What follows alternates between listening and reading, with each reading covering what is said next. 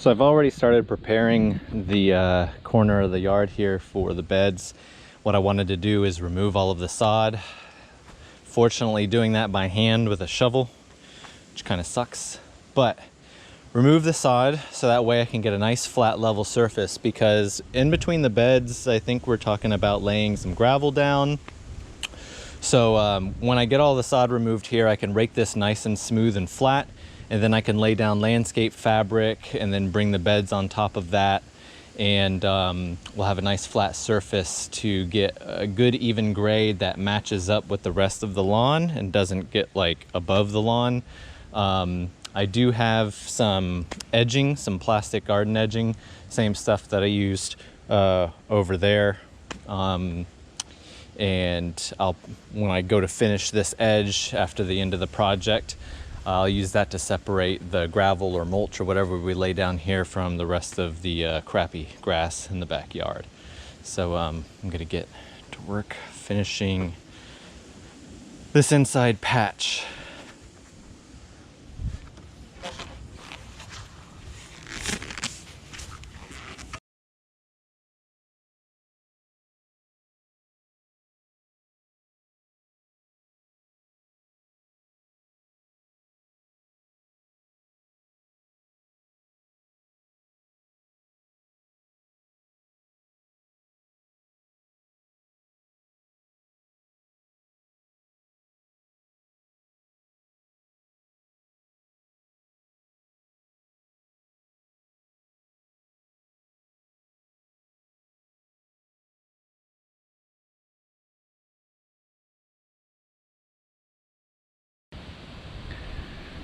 So little discovery here. When I was building the fence, I knew there was a sprinkler head in this back corner, and I was planning on using that sprinkler head, repurposing that irrigation zone to feed the beds once I get them set up. Now, I think I've also removed a broken sprinkler head from down here on the fence before, and I've always been under the assumption that the line is splitting from there, running to the fence, and then running across the back of the fence to this one. But now I'm seeing that they actually cut through from way here and brought it all the way back over here and fed it. But then that doesn't lead anywhere else. So they ran two zones for sprinkler heads that are like 50 feet away from each other. Every time I find an irrigation line in this yard, the people who installed this were morons. Everything I find doesn't make sense, and it's broken. And there's all kinds of weird joints that shouldn't be there, and stuff is shoveled up against big rocks, and it's only like barely 6 inches below grade, which is ridiculous. Like, I mean, even a heavy lawnmower running over this ground could easily just snap all these lines. They didn't dig them deep enough, and they didn't route them properly. It doesn't make efficient use of the zone. So what I think I'm gonna have to do is trench back, then I'll run a 45 out to the back here and snake the irrigation line to the back of the bed once I get them set up. Because my plan was to bring a manifold at this end of the bed and another manifold at this end of the bed, so I can run vinyl tubing onto the top of the beds for drip irrigation. But yeah, now I got this thing running right underneath, so I'm gonna have to trench back a ways and reroute in a way that makes sense. So just more digging is all. Yay.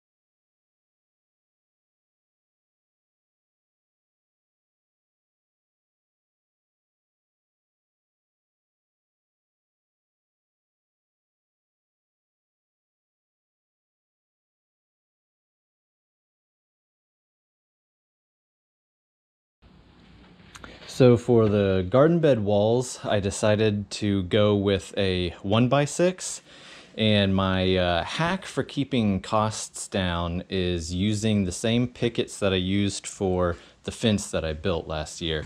And these pickets are a little bit more unique than the typical pressure treated pickets that you'll find. You notice that they're not stained and green. This is from a lumber mill called Alta, and they're using a different treatment to prevent rot and decay and termites, and ends up in this like kind of honey brown color straight from the store. They're actually 3/4 of an inch thick, and actually 6 inches wide. They're not 5.5 inches wide. So you get a lot of wood for the money. They look great, and they're a lot less expensive than buying 1x6 pressure treated lumber off of the lumber rack. These are like $2 and change a piece. So it reduced the price of this project by quite a bit. The strength of this wood is going to allow it to bow a little bit once I get the soil in there, but I'm going to mitigate that by having some inner support 2x4s every 3 feet in the bed, and those are going to have a stretcher running between them.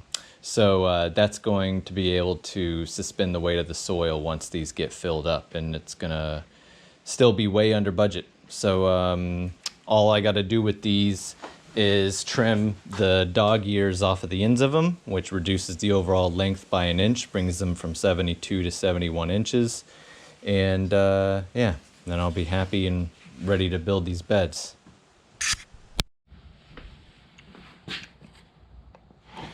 So what I'll do is I'll cut a couple at a time, bring them up on my bench, and I'll slide the butt end up against a stop block, so that way I can come in here and repeat the cut. I think I said 70 inches earlier. It's actually just 71, because they're 72 to begin with. The dog ear brings them about 1 inch high.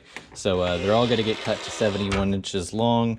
And yeah, I'll do 2 at a time, because they're a little bit wet sometimes straight from the store. And doing 3 at a time could slow down the blade a little bit, but I don't know. If I get impatient enough, I might just do 3 at a time here. But yeah, let's go ahead and cut some.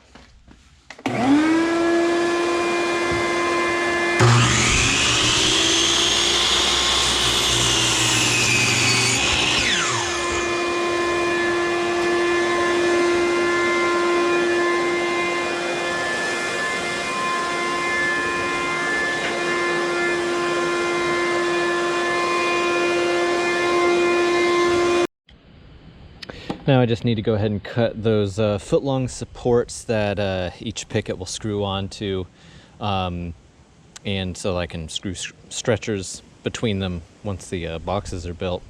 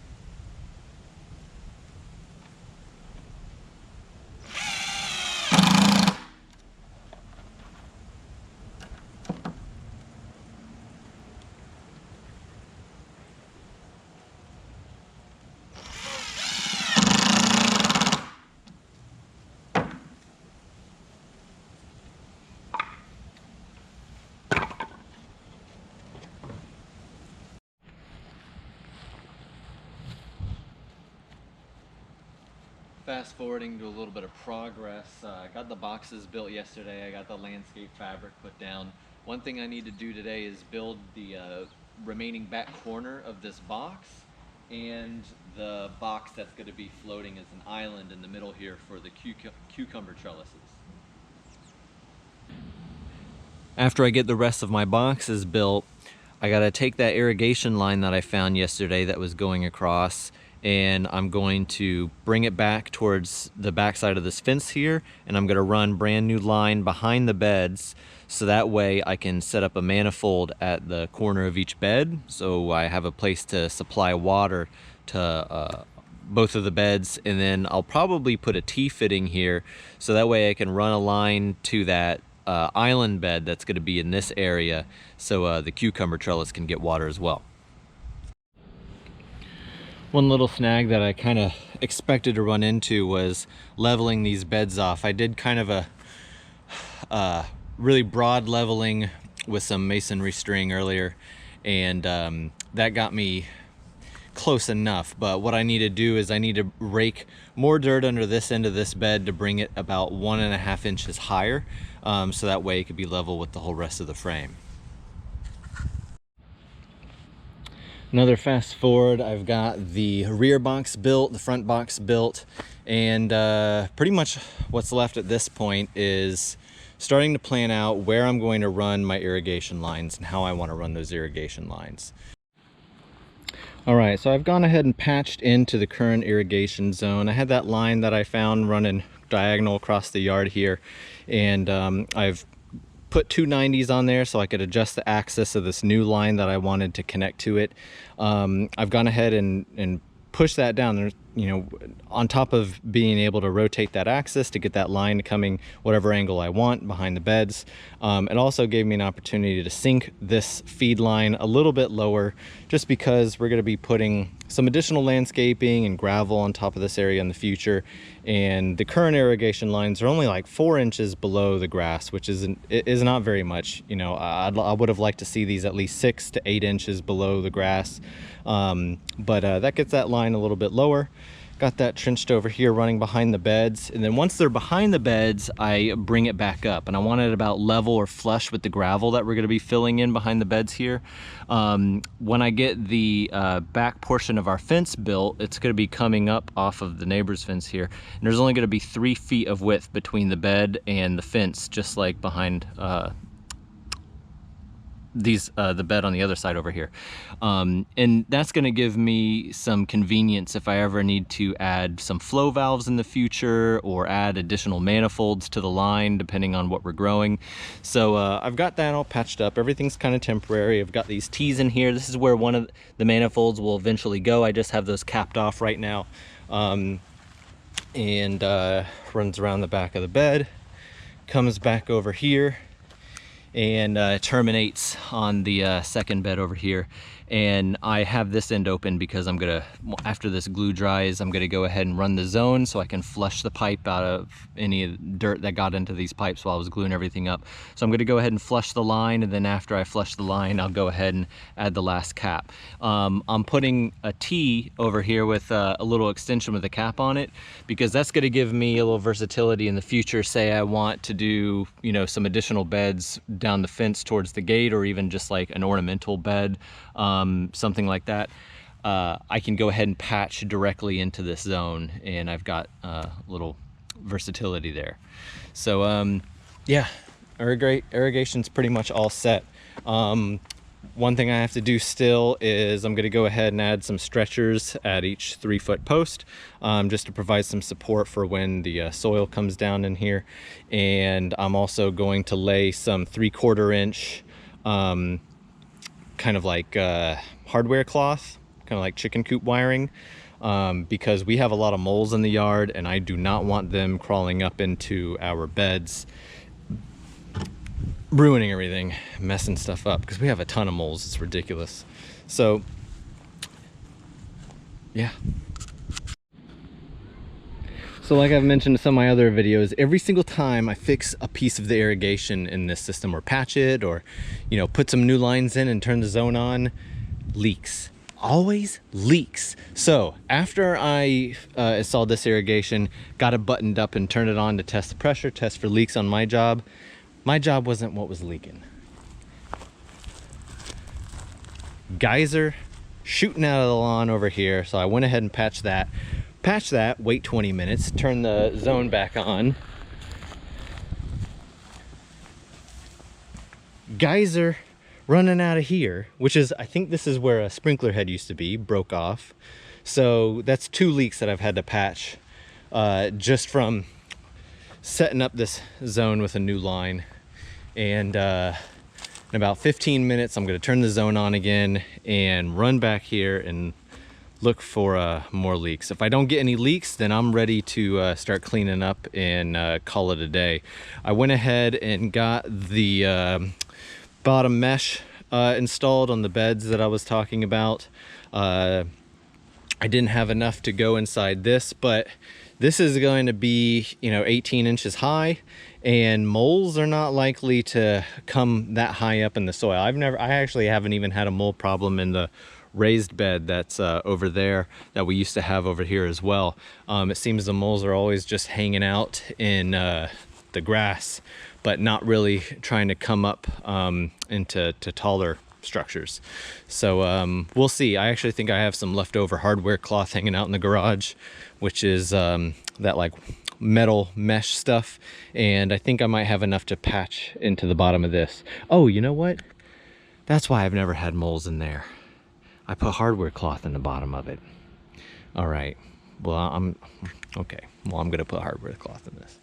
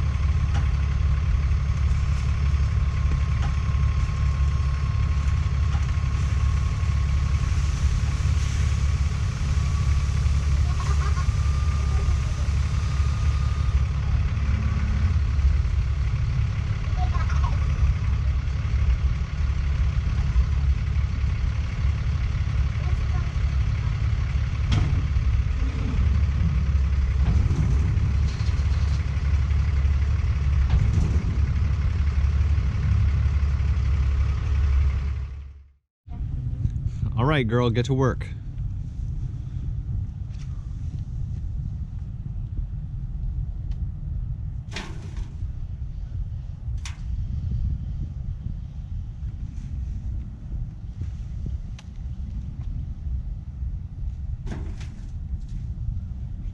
You think you're gonna be able to fill that whole wheelbarrow?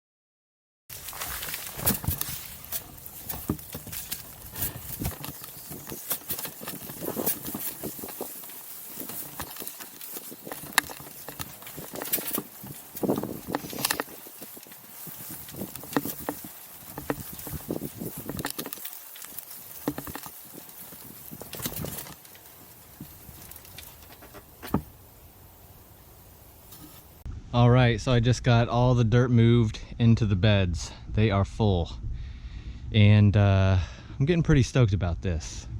One while I was working on the beds and filling them up with dirt, it gave me a lot of time to think about how I'm going to lay out the drip irrigation system on top of the beds. And since I've run a line, I've got a tap back here and another one identical on the other side. I want to do a closed loop type system. So instead of having just like one source coming off of the irrigation and filling up slowly the entire bed, because of course with that, you know, this bed is going to get that initial water. It's going to start dripping first, and then slowly that one fills up, and then this one fills up, and then this one fills up. And I want something where the water pressure is going to be evenly distributed from both sides of the bed. It's a symmetrical bed, so why not make the water delivery symmetrical as well? So I'm going to be ordering some drip irrigation kit stuff. What I'm going to be doing is pulling a pressure regulator off of my PVC here, bring everything down to 25 psi, slap a filter on, and then I'm going to run some 1/2 inch poly and make a header with it, and I'm gonna make a small footer with it that's capped off, and then I'm gonna run 5 1/4 inch emitter tubes, 5 rows of 1/4 inch emitter tubes that have spacing every 6 inches, and I'll be able to get about, I think general rule of thumb is about 5 gallons per 8 square feet. I've got about 30, yeah, I think I'll be able to water all of these beds with just about 15 to 20 minutes of run time every morning with the amount of drip irrigation. Because with 5 rows that are 12 feet long with 6 inch spaced emitters, and I think those emitters pump out like 1/2 gallon an hour, I think it's only going to take about 15-20 minutes every morning to evenly soak the entire top of the bed. So I'm going to have those lines, poly lines, come in, and to keep everything nice and flush, I'm going to drill a hole through the plank so they can come in.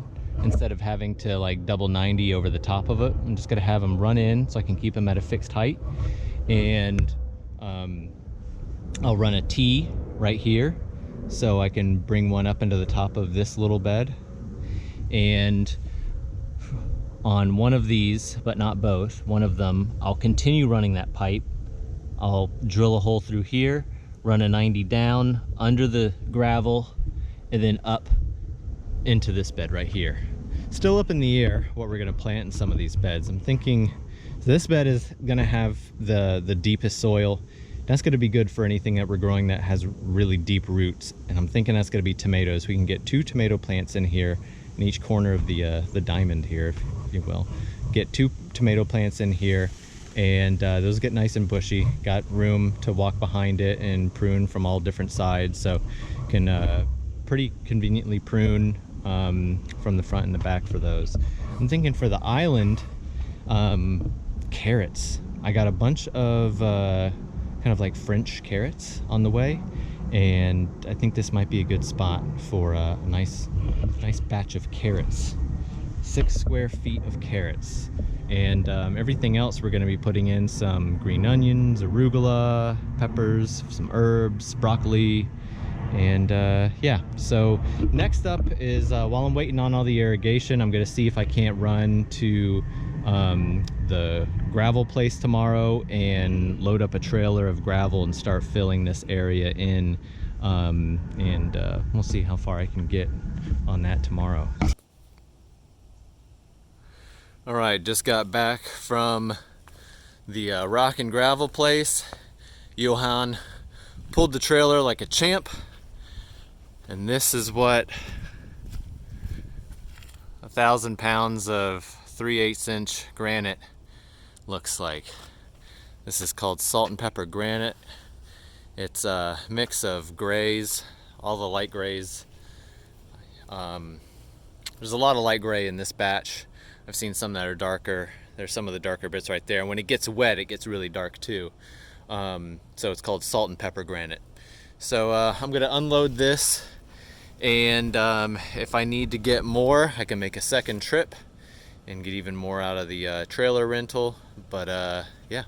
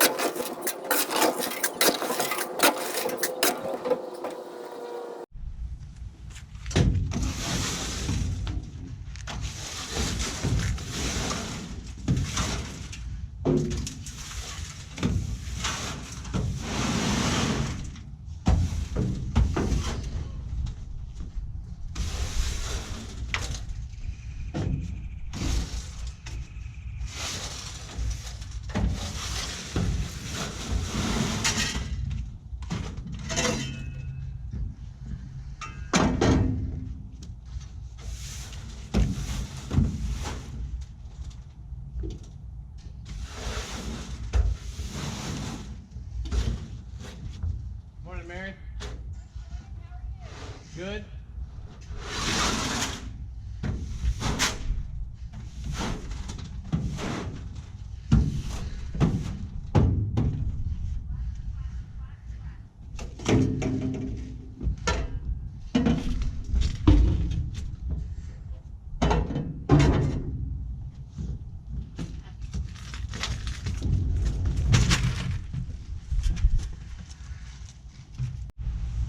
All right, so I got just a little bit ahead of myself here because we wanted to get this granite in as soon as possible. But I need to sink the edging into the ground first. So I've gone ahead and measured from both ends so I can make sure that that line is even from both ends of the boxes. I'm gonna sink the edging so that way I can rake the granite into the edging and have that nice clean line as it transitions to the yard. All right, just about to call it a day today. Just finished leveling out the rest of the gravel. Did 2 loads. So I didn't think it was gonna take 2 loads, but it did. I've about 1 ton on the dot is exactly what was needed to cover the front area, and then also give a little 1 foot wide, that's a little bit longer than a foot, maybe 14 inches wide little stepping area on the back side.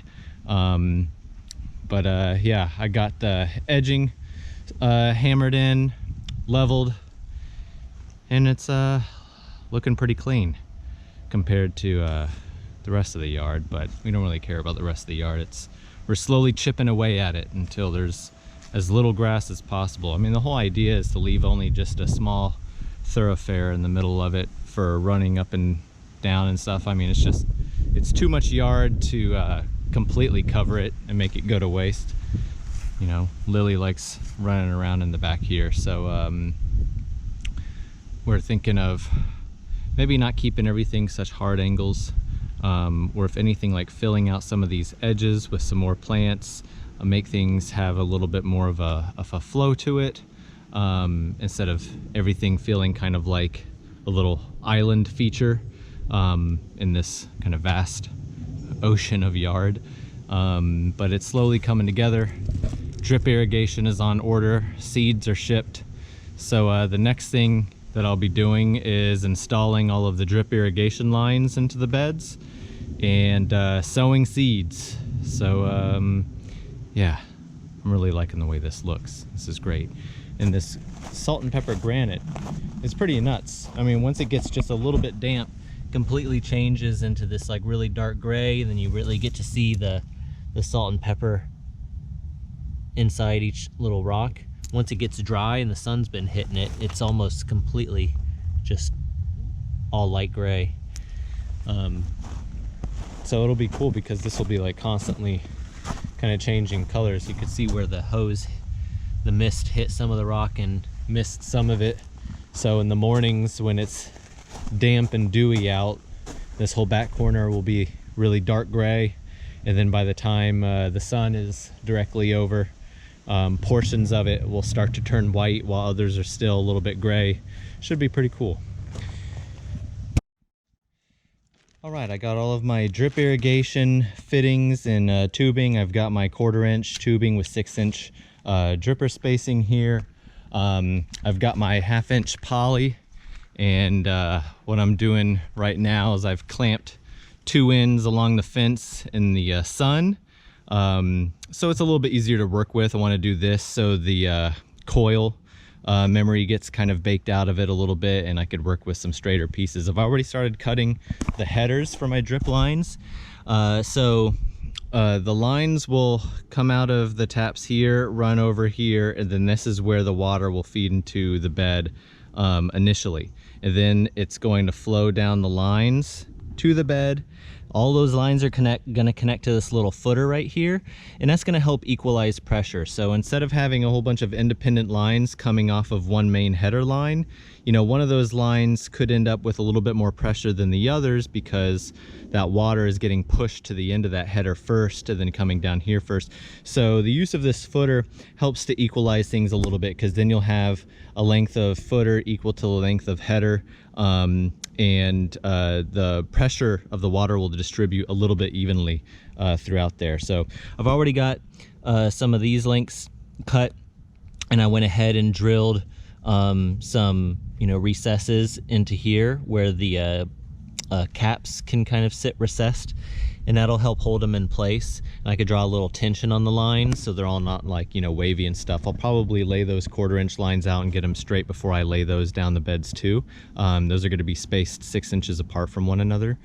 And so I've already gotten one of those, I've got my footers on each end of the big beds. And once this line is nice and straight and slacked out, then I'll be able to start cutting it a little bit easier and fitting it to the headers. And initially I was thinking I was going to have a closed loop where basically this whole zone of irrigation was going to be all connected. You know, it was going to be basically this big connected loop. But I think what I want to do instead is treat it as a not a closed loop. I want to have what's coming out of this tap over here. I want that to water this bed and the raised 3-foot section here. And then this tap is going to water this bed, snake out under the gravel, and water this 3-foot bed. So each tap will be watering one bed with the addition of a 3x3, and then the other one the same thing, that bed with a 3x3. And that's going to give me a little bit better control if I want to turn one side off. If I want to turn this bed off but keep that bed running, I can just do the valve there and it'll cut off all of this and all of that. I'll also be putting a valve here as well if I just want to cut, you know, these 3-foot beds off, or just limit the flow between the big bed and the small beds. So whereas with a closed loop, I would have to add a lot more on-off valves, and I don't think I would really gain too much in equal pressure and flow by having it closed loop. I think I'll be just fine with having basically each tap control, you know, 1/2 of the total bed. So yeah, that's what's next.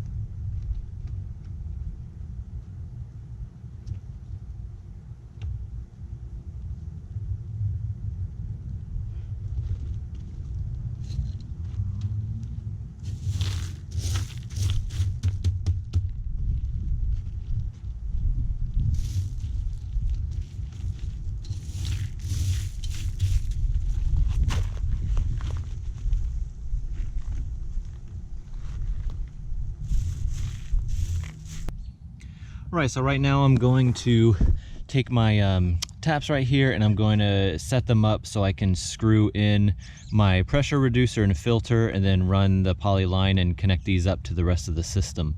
So I'm going to go ahead and start setting up the fittings for that right now.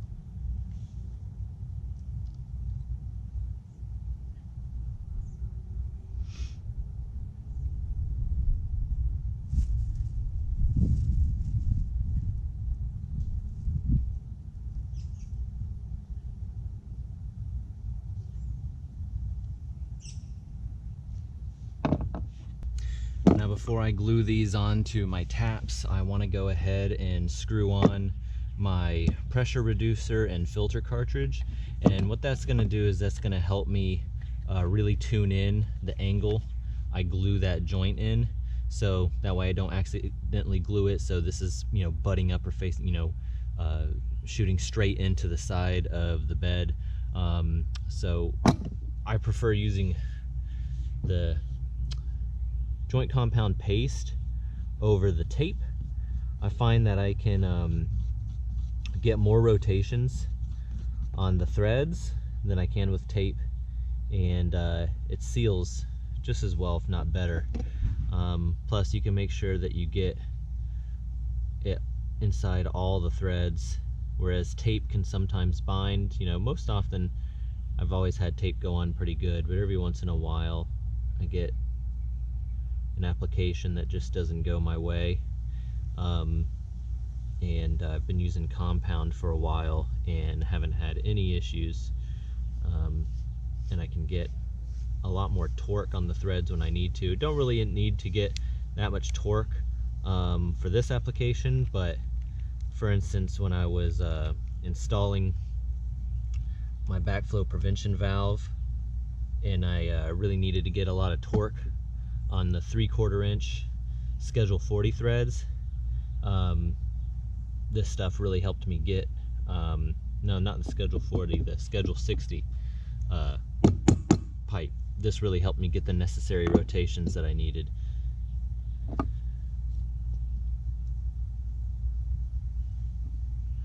Because it kind of acts as a lubricant too.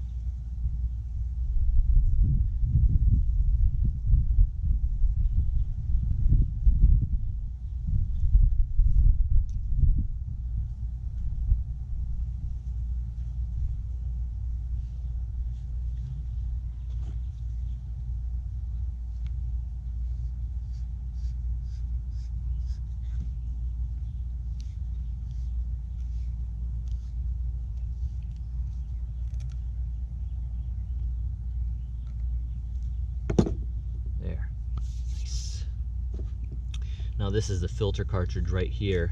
To clean that out, all I got to do is unscrew this hose bib to poly fitting, and then I can pull the cartridge out, clean the screen, and then slip it back in and screw this back on. Because the pressure on this end is already being reduced to the 25 psi, I don't need to use joint compound on this or anything. Just the friction fit is going to prevent leaks. But this is something that I wanted to make sure was leak free.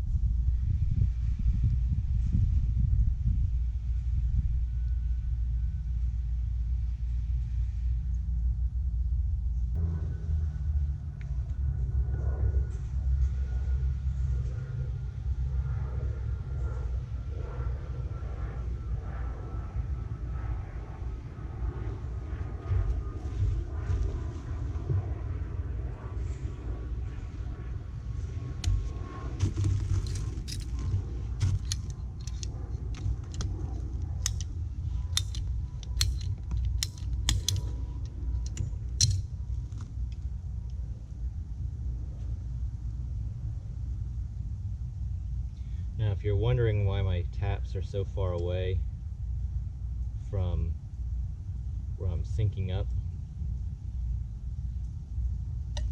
to the rest of the irrigation, is because I laid this pipe down early on before I moved the gravel in, and I wasn't 100% on my irrigation design.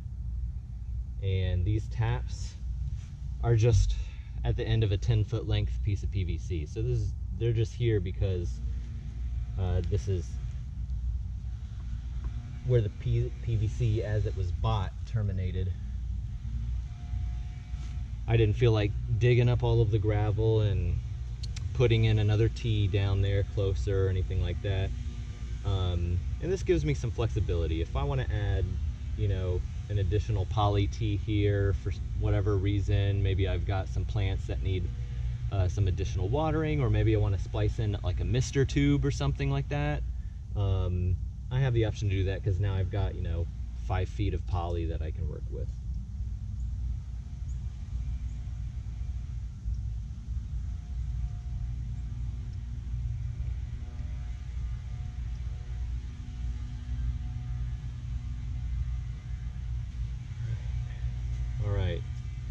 So PVC work is done. And I wanted to get this done first because now I'm gonna go ahead and finish cutting my final ends of footer area with the poly. I messed up on my order. I didn't order enough end caps for the poly because I revised the design and forgot to go back in the cart, blah, blah, blah. So I'm gonna go ahead and do that, and that's gonna give some time for this glue to dry because I want to turn on this zone and flush this pipe out before I hook the poly up to the rest of the system. Not that there's any dirt in here, and I have the filter here anyway. Actually, yeah, it doesn't even make sense. I got a filter in here, so I don't have to worry about anything getting pushed out into the rest of the system. So yeah, you know what? Let's go ahead and hook this up to here.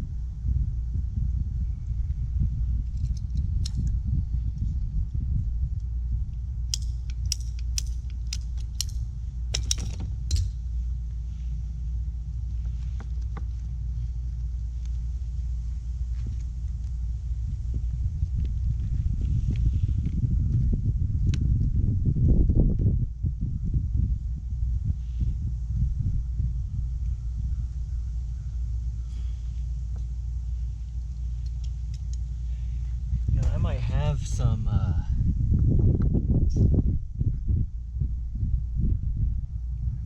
half-inch pipe braces that I can attach here just to tidy that up a little bit. I'm gonna go take a look in the garage.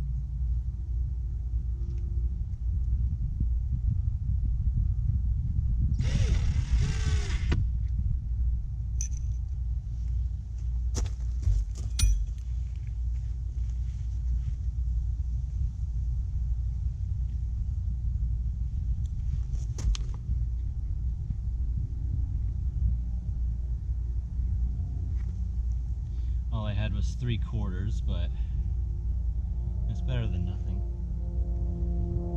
Just want to keep this from flopping around.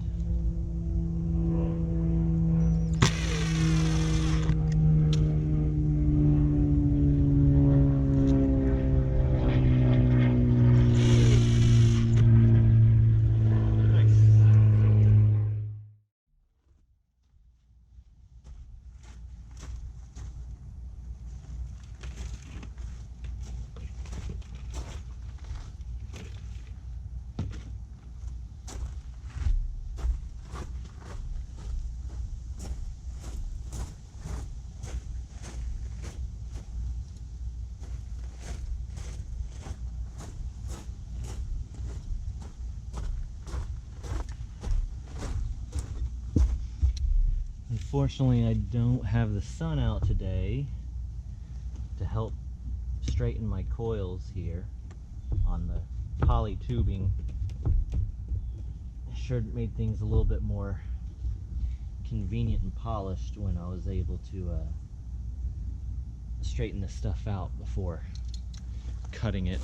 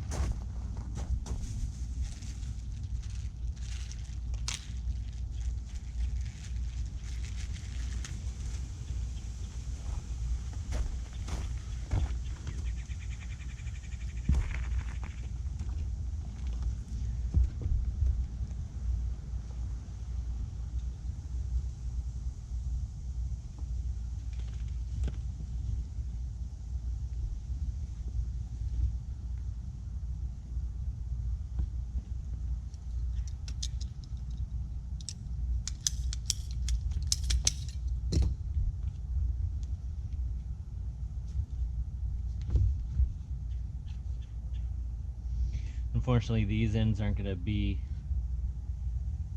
terminated as tidy as the others because ordering this stuff from Drip Depot, the end caps to this poly tubing are 75 cents a piece. At my local big box store, they are $3.50 a piece. So I didn't really feel like spending $15 on just 5 end caps when I'll inevitably be placing another Drip Depot order and get them for 75 cents a piece.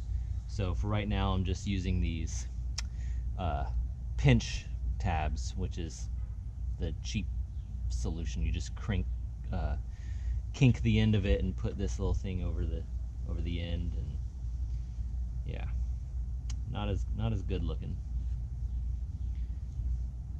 but just as effective.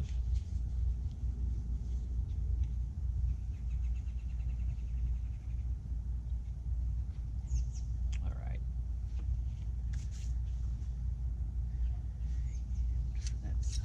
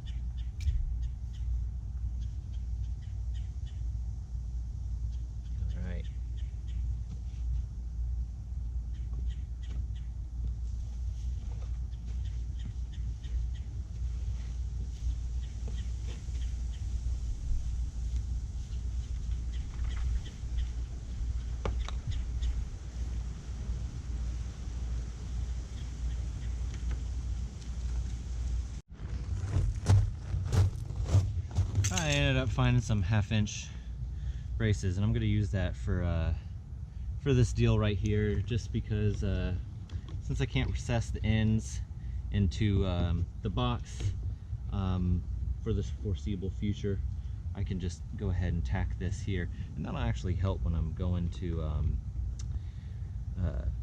poke holes for all of my drip lines into here, keeping it nice and still for that. I don't want that flopping all around. It'll just be a big headache.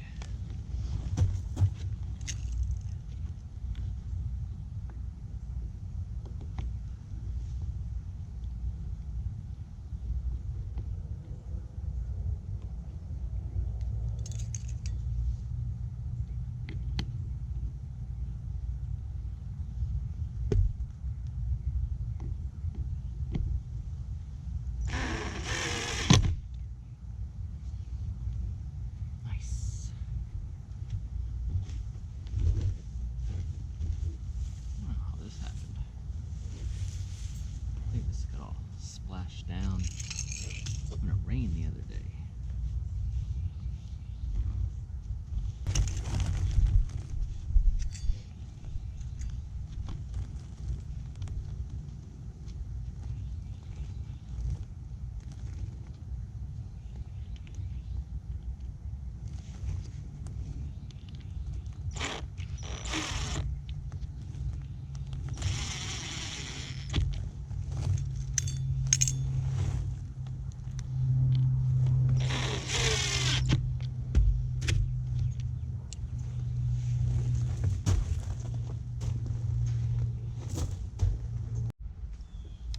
So now I'm going to start punching holes and fitting all of the barb fittings for my headers and footers.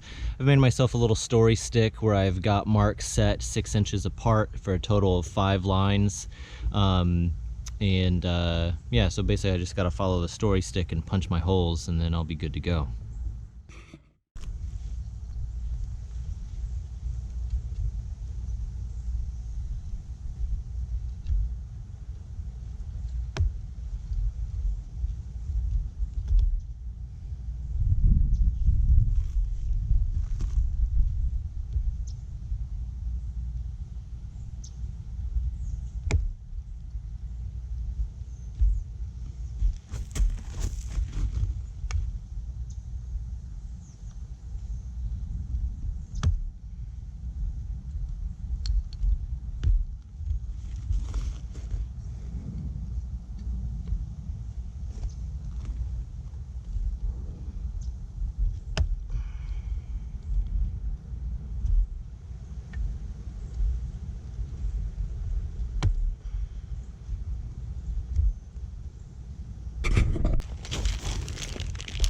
Alright, now that I have all of my holes punched, now I go ahead and push in all of my, oh, well, those aren't going to help me there. Alright, let's do it by hand then. Actually, I don't think those are going to, nope, nope. Aha, maybe that'll help. These can be a little bit tough on the hands. Since I have to do it 40 times, I'll use whatever tools are available. There we go.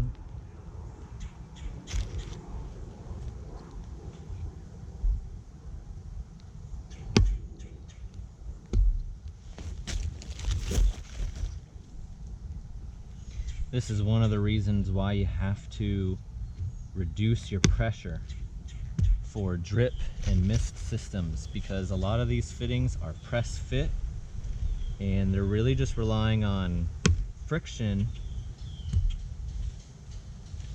and stretch to prevent leaks.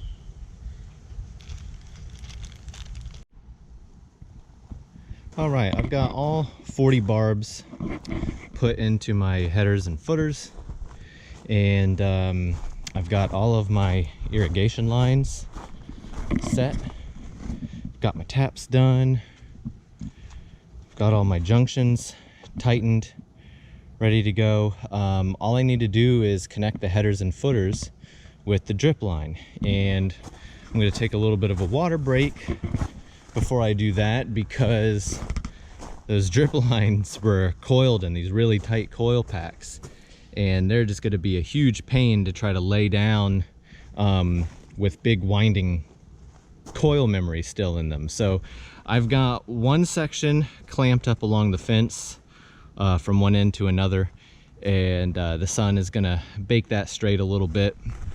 And then I've got the other one, the longer one, clamped into the corner of the fence here, and that's running all the way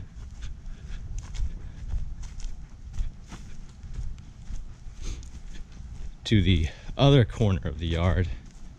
And I've got that weighted, clamped down. And the 1/2-inch poly tubing, that was straight after only about 20 minutes. So this stuff being a smaller diameter, it should be pretty workable in about the same amount of time. So after I take a little bit of a water break, I'll come back out here and start trimming to length and laying them down, getting them nice and straight. I want to make sure that it's nice and polished, that they're always 6 inches apart. I've got a ton of 1/4-inch stakes to use for that, but with how this soil mixture isn't super dense, it's got some really good drainability to it, mostly due to the included mulch and sand content that's in it from the mixture. And I'm guessing that's why the soil company I got this from makes this blend particular for raised beds and Florida in general. The thing with Florida is, you know, if you've got soil that retains a ton of moisture, well, you're going to be real susceptible to mold, mildew, and root rot during the summer months, because you're going to have a bed, a container full of soil that holds on to a lot of water, and we get tons of rain on a daily basis once we get into the summer months, and you never know when you're going to get a ton of rain. So going on the side of a nice drainable soil that still has a lot of good nutrients, there's a bunch of peat mixed up in here and stuff, I think mushroom compost, and but with the drip lines, I'm going to be able to soak the top of this really well every morning, and it'll drain through and reach those roots in the bottom real easy without the issue of too much water retention in the days where we get unexpected torrential downpours, as is common.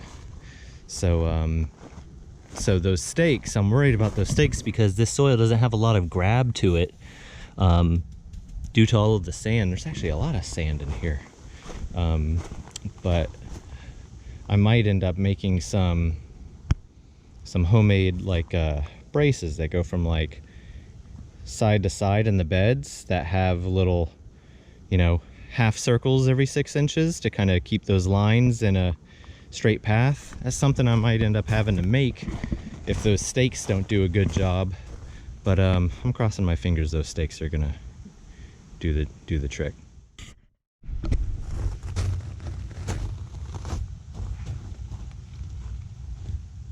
Alright, my tubing's pretty workable. It's not retaining too much coil, so now I can go ahead and start snipping things and getting it all sorted out here. So for the smaller beds, I want to make sure that I get, you know, an even amount of drippers between each, so I'm just kind of sizing in, you know, eyeballing how much I need to snip off the end before I complete the whole line.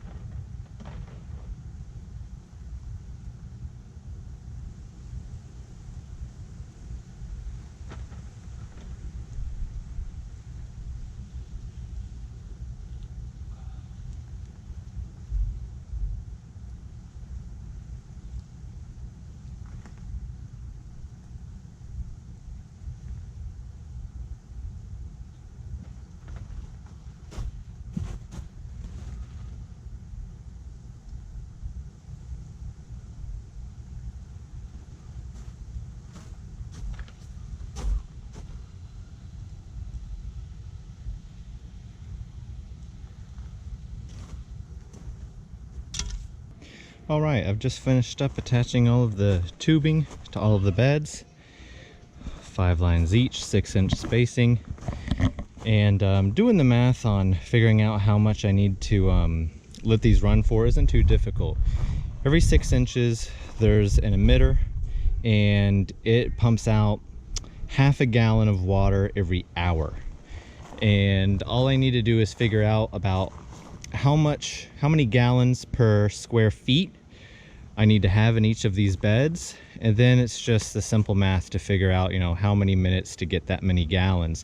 But you know, you have to times per emitter. So if I've got half a gallon an hour coming out of here and half a gallon coming out of here, well, that's between these just 2 lines, that's 1 gallon in an hour, and so on and so forth. So you got to multiply how many emitters you have in each bed to see how many total gallons you have just to get go. You know, first I figure out how many gallons per hour I have based on how many half-gallon emitters there are, and then I can figure out how many minutes to run to get how many. I think I'm going to be around 15 to 20 minutes to get about 5 gallons per 8 square feet, which is kind of a recommended amount of water. And that's probably going to change as the summer months get hotter and, you know, all of this water starts to just fry off the top of the bed. But that's also why it's good that the soil has really great drainage, because that means that water, once it drips, it's going to be able to soak and permeate the bottom layers of that soil really quick. So it's not like it'll all be sitting on top of the bed waiting to get zapped by the sun. It'll move down, and hopefully that'll encourage nice deep roots. So yeah, next thing is turning the zone on and seeing if we have any leaks. All right, let's go ahead and run the zone. I think it's zone 6. And I'm gonna go ahead and run that for half an hour. Hopefully there's no leaks. If there's leaks, I'll come back and turn this off, but all right, make sure all right, it's running. The only thing that stinks is that this is on the complete opposite side of the property as the garden. So doing troubleshooting with this is a little bit of a pain, because the fastest way back is jumping over the fence.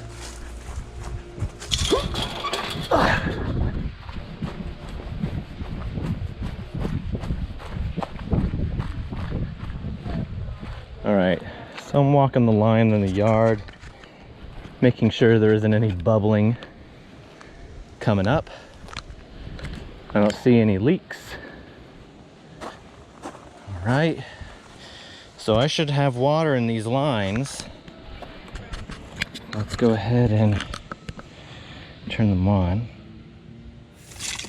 There we go. Woo! All right. So I've got water emitting in just this bed and just this bed right now. Pushing all that air out. Let's go ahead and turn this one on. Nice. Yes. All right. And now I've got water emitting in this zone and in my island. Look at all those nice little puddles of water. All right, so it's gonna take a little while for them to squeeze all the air out. I'm gonna do a little walk around and take a look at the joints, make sure I don't see any leaks around the joints. Mostly these end caps. You know, these, I think Permalock guides are pretty nice. Oh, I got a little bit of a leak over here. All right, let's go ahead and, oh, that's because it wasn't too tight. And stuff like that. If I get any leaks in these end caps, I could always come back and put a little joint compound on these, because these things aren't anything I'm gonna be unscrewing very often. And if I'm gonna get, you know, leaks in them, I got nothing dripping out of these though. Awesome.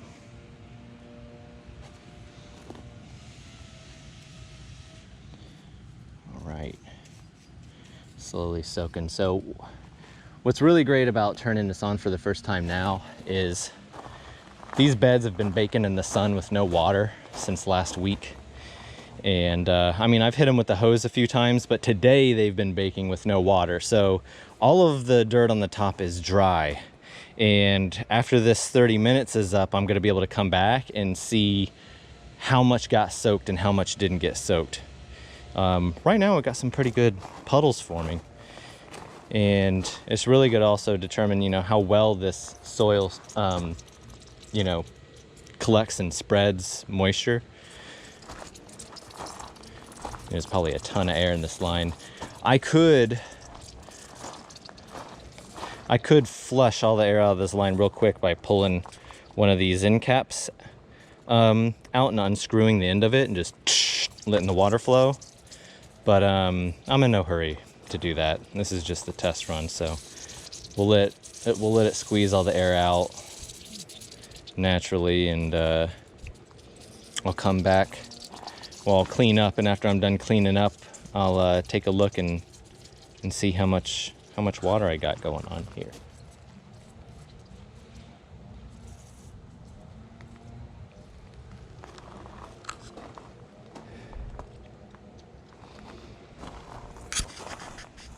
You can really see it on this bed the most, because this bed is gets way more sun than this bed over here, and this is one of the reasons. And this will have even less direct sunlight, at least during the winter months, once I get the fence built on the back, because that fence is only going to be 2 feet from the back here. So I'm going to have even a little bit more shadow cast over this bed during the winter months, during this time of year, because of course the earth is rotated a little bit and our midday sun is at a little bit more of an acute angle coming towards the backyard. But once we get into summertime, the sun is riding almost directly over, you know, the yard, you know, not directly over, but, you know, a lot closer to that 90 degrees, since we're closer to the equator. But that's one reason why we're going to be putting the lettuces in this bed, because during the summer months, if we're lucky enough to have any lettuces growing in the summer months, just because 30 minutes of the afternoon sun that we get here will just completely wilt most leaves until they're very well established. Even our basils and, you know, plants that do typically pretty well in the fall, you know, suns, even those will get a little bit distressed, and particularly the cucumber vines.